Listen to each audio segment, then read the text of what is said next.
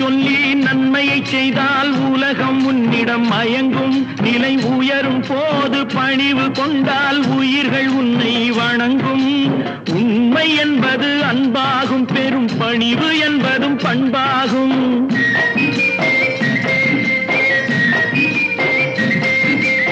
உண்மை என்பது அன்பாகும், பெரும் பணிவு என்பது பண்பாகும். இந்த 4 கட்டளை அறிந்த மனதில் எல்லா நன்மையும் உண்டாகும், எல்லா நன்மையும் உண்டாகும். 6 மனமே 6, அந்த ஆண்டவன் கட்டளை 6. 6 மனமே 6, அந்த ஆண்டவன் கட்டளை 6.